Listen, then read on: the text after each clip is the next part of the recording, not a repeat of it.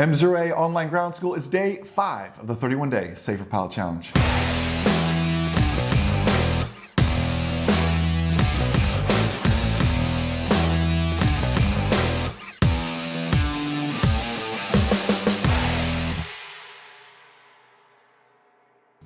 What is happening, MzeroA Nation? Jason joined with Jamie. You've seen Jamie on some recent MzeroA webinars out there as well. Airline pilot extraordinaire. And honestly, I needed your backup today. We're talking about hot and cold weather flying. I got the hot weather flying down. This Florida stuff, I got it. It's the cold weather stuff I need some help with. I don't leave Florida much. This talking about ice and everything else. It's one thing to teach it.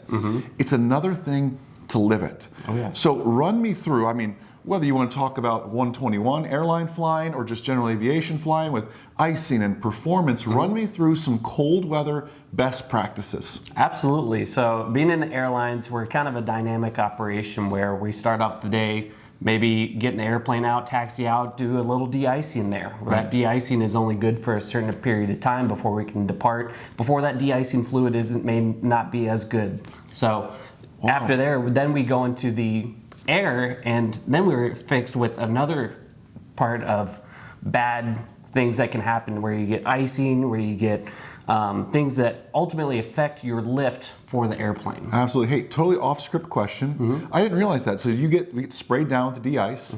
It's only good for a certain period of time. What if you're number 30 for departure? Do you have to time that? Or dispatch handle that? How does that work? So we handle that. We use what's called a holdover time. That holdover time allows us, based on the type of fluid that we use and when we apply it, only a certain amount of time based on the weather conditions at the time. It may only be good. If it's a clear day and it just was an evening dusting last night, get that snow off the wings, get the ice off the wings, we may be good there. But if it's actively snowing something, we may have to have a time limit on that allows that before we can depart and it maybe start accumulating to the aircraft again. Interesting, I didn't realize that. So of course, in general aviation, we know we don't fly into known icing conditions. Correct. However, I picked up ice in general aviation. Icing conditions became known when I found them. They didn't exist at the time when the briefer said everything was fine, everything was great. That's how Mother Nature works sometimes. How do we handle that situation now? It wasn't known. I made it known by flying in there, like, hey guys, there's a pirate for you. Are we climbing? Are we descending? Like, what are we doing in this situation? How do I get out of ice? That is the big question. We want to get out of ice as quick as possible. That is not your friend whenever you're flying, because it is ultimately going to cause friction over the wings. That's going to reduce your lift. That's ultimately going to make it difficult to fly. So at that point, we want to exit it. If the temperature's warmer down below, let's go down low, as long as there's no visible moisture down there. That's what's adhering to the aircraft and the airframe. You're spot on. Don't forget, warmer air could be above you if there's a temperature inversion as well. So the name of the game is, where's the warmer air? And speaking of that, why does my airplane perform so much better on those kind of crisp winter days as well? I love flying on those days, I love those days. That takeoff, you're like a rocket sometimes. Absolutely, yeah. Whenever we're talking about air density, whenever we get to that point, air is much more dense whenever we're up flying on those cold weather days.